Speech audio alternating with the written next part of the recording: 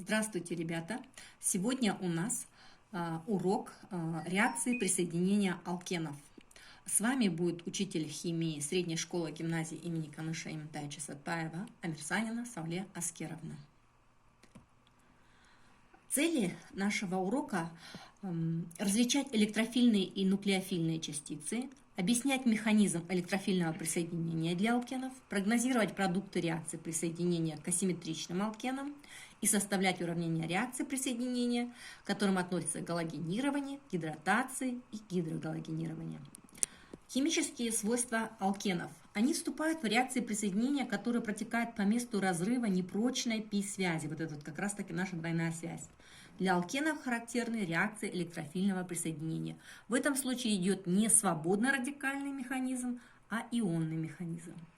Реакции присоединения, к ним относятся реакция гидрирования, галогенирования, гидрогалогенирования и гидратации, то есть присоединение воды. Посмотрите, пожалуйста, видео.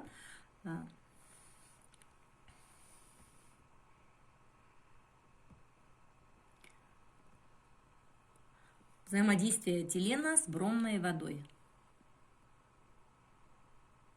Будет ли этилен, полученный из этанола в присутствии концентрированной серной кислоты, взаимодействовать с бромом?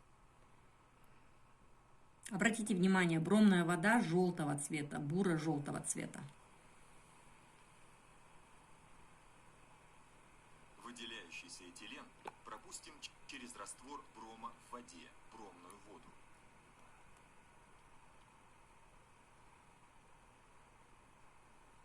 Бромная вода быстро обесцвечивается.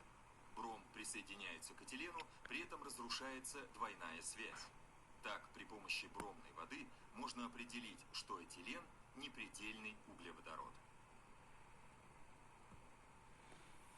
То есть это будет качественная реакция. И запишите уравнение реакции взаимодействия. В данном случае уже не этилен, а пропен, следующий гомолог этилена, плюс бром-2, молекула брома. Реакция взаимодействия брома с пропеном идет именно по двойной связи. Одна из двойной связи, π-связь, разрывается, и остаются только все одинарные связи. Получается в результате 1,2 дибромпропан. То есть вот это обязательно вы должны запомнить, что это качественная реакция на двойную связь или на π-связь. Гидрогалогенирование или гидратация. В случае гидрогалогенирования и гидратации несимметричных гомологов этилена идут легче по сравнению с этиленом и проходят в соответствии с правилом Марковникова. Правило Владимира Васильевича Марковникова. О чем оно гласит? При присоединении галогена водорода или воды к несимметричному алкену водород присоединяется к более гидрированному атому углерода, то есть атому, при котором находится больше атомов водорода, а галоген или OH-группа к менее гидрированному атому углерода. Вот обратите внимание, гидрогалогенирование, пропен, 1, двойная связь между первым и вторым атомом углерода, и присоединяем гидрогалоген, хлорид, хлороводород. Что происходит? Водород присоединяется к первому атому углерода, потому что у него больше атомов водорода, а хлор присоединяется ко второму атому углерода, у которого меньше атомов водорода. Здесь 2 атома водорода, а здесь 1 атом водорода. И в результате образуется 2-хлорпропан. Вторая реакция гидратации. Гидратация – это значит присоединение молекулы воды. Водород от молекулы воды присоединяется к первому атому водорода, у которого больше атомов углерода, у которого больше атомов водорода, а OH-группа присоединяется ко второму атому. И образуется уже пропанол-2. Это уже образуется спирт. Реакционная способность алкенов. На периферии молекулы, то есть вот это вот серым такая обозначенная часть, да, вне плоскости, вот на этой плоскости, которой расположены атомы, имеется область, вот эта вот серая область, это область повышенной электронной плотности, доступная для реагентов, причем привлекательная именно для электрофильных реагентов, любящих электроны. Механизм реакции. Электрофильные реакции – это реакции, протекающие под действием электрофилов, частиц, имеющих недостаток электронной плотности. Простейшей электрофильной частицей является катион водорода. Он ищет электрон, значит. Реакция начинается с процесса диссоциации бромоводорода.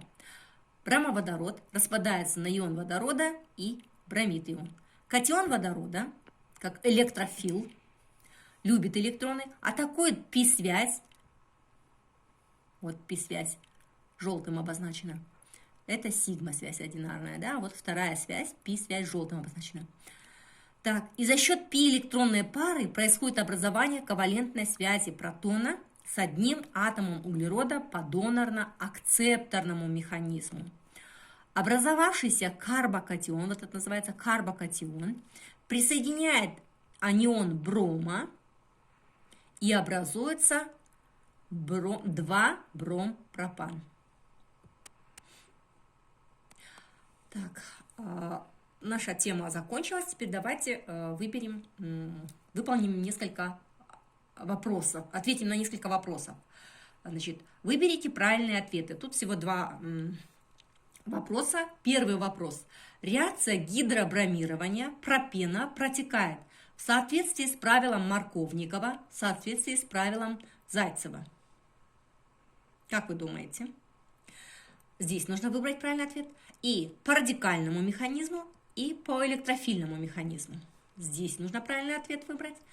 И с преимущественным образованием 2 бромпропана, и с преимущественным образованием 1 бромпропана. Чтобы убедиться в правильности ваших ответов, я даю правильные ответы. 1, значит, в соответствии с правилом Марковникова, и 4 по электрофильному механизму, и 5 с преимущественным образованием 2 бромпропана. И второе.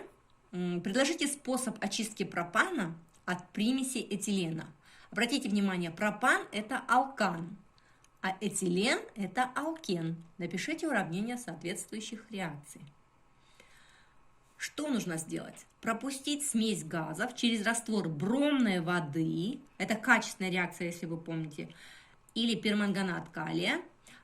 Этилен прореагирует с данными растворами за счет разрыва двойной связи, а пропан не будет реагировать, и он останется этилен, то есть отделим от пропана. Домашнее задание, параграф 71, книга 2, упражнения 3, 4 и 7 на странице 94. Спасибо за внимание.